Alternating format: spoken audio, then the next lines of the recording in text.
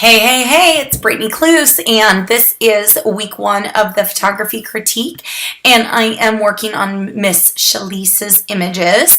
And so let's just get into it. We've got 3 totally cool images, and I can't wait to talk about them and just give some feedback. So, as you guys can maybe see right here, these were shot on a Canon Mark II 85mm. Shalise, that is my absolute favorite lens. I love it. I love it. It's my go-to lens. I probably use it 75% of the time.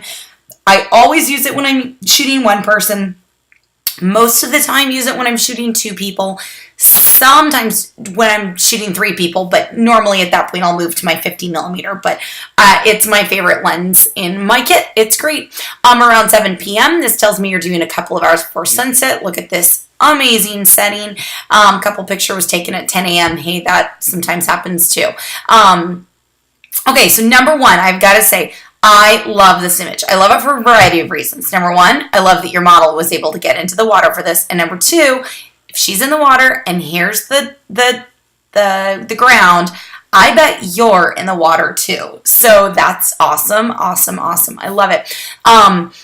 Few just quick things I noticed about details. A couple are really good, and then there's one hopefully constructive criticism, but I love that you understand the rule of thirds. She's obviously rule of thirds, and she's turned into the photo. And that's really important because a lot of times in photos, people will look to where the eyes are, and that gives them a sense of direction about what they need, where their eye needs to go from there.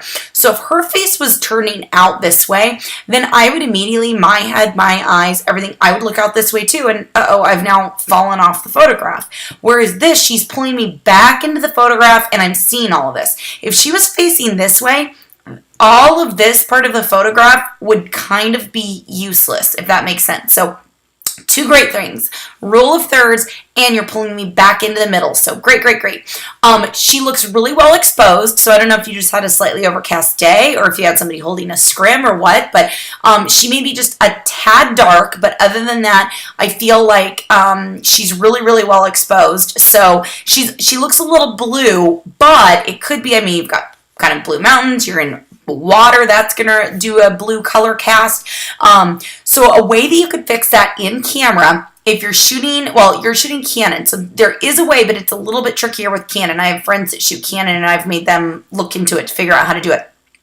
It's a white balance thing. So for me, I shoot with a Nikon D700, and if I just want to give my photo some of this warmth, which obviously you've warmed it up in post, but if you want to try to do that in camera, all I have to do is I hold in my white balance button, and then using one of my 2 scrolls, I can scroll and I can add a little bit of amber into it, and that's going to give you this really warm look, and it's going to balance out a lot of those blues.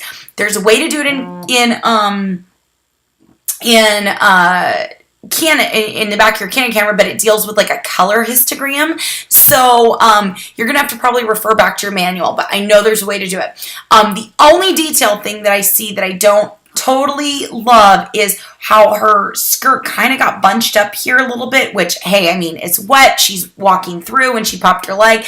I'm pretty big stickler for details. So, I mean, when you see something like this, if you even spotted it, try to just have her reach down. Obviously, you can't necessarily just jump across, you know. So have her try to smooth it out just so it lays a little bit flatter because, you know, this side is pulled out so nicely. And, you know, with this just kind of being a little bit bunched, I just would have loved it to be hanging. But not a huge deal, just something to really look out for. Obviously, I love the edit. Nice, creamy, bright skin tone. Definitely a color punch. The only thing you see is a lot of extra, probably like blue 2s in the water. So if you don't know what I'm talking about, I've pulled your image over here into Photoshop, and it's a picture of a picture, so it kind of looks, you know, a little crappy, so bear with me for that. Here's how you guys find color and remove it when you don't want to see it. So if you look at this water, it looks like when you pulled the color, I don't know if you sponged it or if you drug your hue saturation layer and drug the saturation up, but I think it sort of blew some of the, like, blue in terms of, like, it blew it out, blown out, the blue tones in the water. So here's how you could fix that. Come over your hue saturation adjustment layer, and you pick a color you know it's not. Well, I actually see like blues. I almost see purples kind of in some of this, and it looks a little unnatural.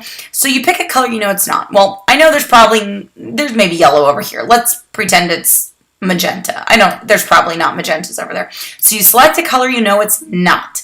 Then you select this little dropper, the one on the far left, and then you come over here and you place it on whatever it is you're trying to find. Like, this is the stuff that I think looks strange. So sure enough, it's the blue twos. And the way that you find it out is you drag up your saturation. Now see how it blew out all of where the big blues are?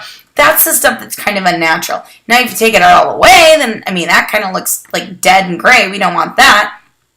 So I would maybe just take it out something like this, and then you could come back, Command I, or do a Control Invert, and then it's gone back, and now all you have to do is just paint that out. Now your water still has that pretty reflective look, but it doesn't look as fake, if you will. Does that make sense?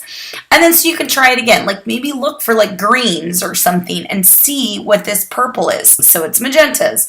So, oh, see all that magenta in the water? There shouldn't be magenta in the water, but it's in her dress and we don't want it. So I'd probably remove it. See how much cleaner that's looking?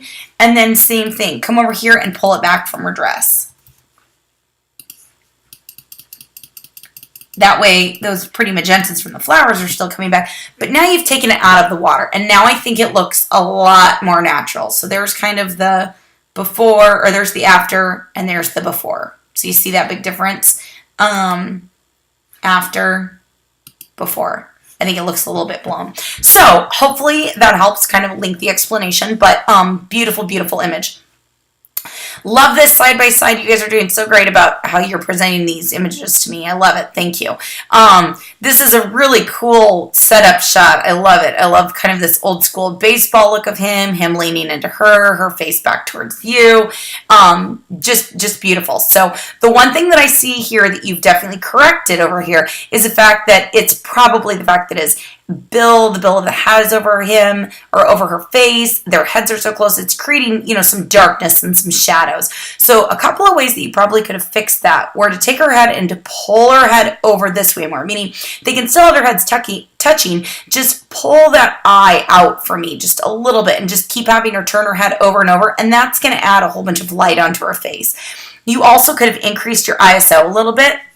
You may be trying to keep it low, obviously, for noise control, but, with a Mark II camera, you can really have it up there a little bit. So, try to move it to 400 or 320 even, just to get some brighter light in there. And then the only other thing that I see, and again from a details perspective that I would fix, there's a little tiny piece of hair right here that kind of is bugging me. And because you have so much really easy skin to pull that from, that's something I would just clone away over here. And then these two wrinkles in her shirt. One of the last things I do before I get ready to actually take the photo is I run over and I pull on both of their clothing. So, I get pretty in there, and I'm tugging, and just because I want to really try to tug away all of those wrinkles. But again, because sort of right up here on her upper chest area, you have a lot of really pretty smooth area to pull it from, I think you could clone that out very easily. So I would probably take those out and take this little random hair that's coming out. Another thing that you could do is I do see some fairly dark circles under her eyes. A quick way that you could get rid of those to kind of brighten up her skin too, take your patch tool, drag your patch tool around that dark circle, and then pull it down onto her cheek, and it will replace that dark skin with light skin. Then if you went Edit, Fade Patch Tool, you can fade it back to about 40 or 50%. So, these are under eye, I guess better, for lack of a better word, bags. Everybody has them. It's a product of our eyeball, but sometimes there's ways that you can do it to make it look a little less noticeable, but it still looks real. You don't want to completely take them away, I don't think, because then it looks a little too photoshopped. But overall, great photo, great emotion. I love it. So if you could have just cleaned up a few of those details, I think that would be great. And then this stunning beauty, love the photo, love this kind of almost editorial feel in it. I think it's great. The first thing I noticed that I loved in your edit is the fact that I see that you cleaned up all these hairs, and that's a detail that's really missed among a lot of people that I see, and I'm big on details. And so I was like, yippee skippy, jumping for joy when I saw you would clean those up. So again, since you're cleaning up here, it shows me that you know them, so, try to, clean them up over here too. But so anyways, especially now that I see this makes me worry less. You probably just missed that. So, oh, and these little hairs too that are gone. Good job, good job, good job. Beautiful exposure on her. Obviously the light source is coming this way, I can see. So I don't know if you have a scrim up here, if she's just in some area of open shade, but very, very pretty exposure. I see that you've popped her a little bit. I don't know if that's something that you've done in Photoshop, or if you've if you did it in Lightroom or Photoshop, but I think what you did is really subtle, but it still just adds a little bit of lightness and brightness onto her skin. I think you could probably take away these dark circles, kind of like how I explained above too, and that would really help. I like how it's a little bit moody and artistic that her hair is over her eye, but if I'm looking at this from like a parent's perspective, this is probably a senior.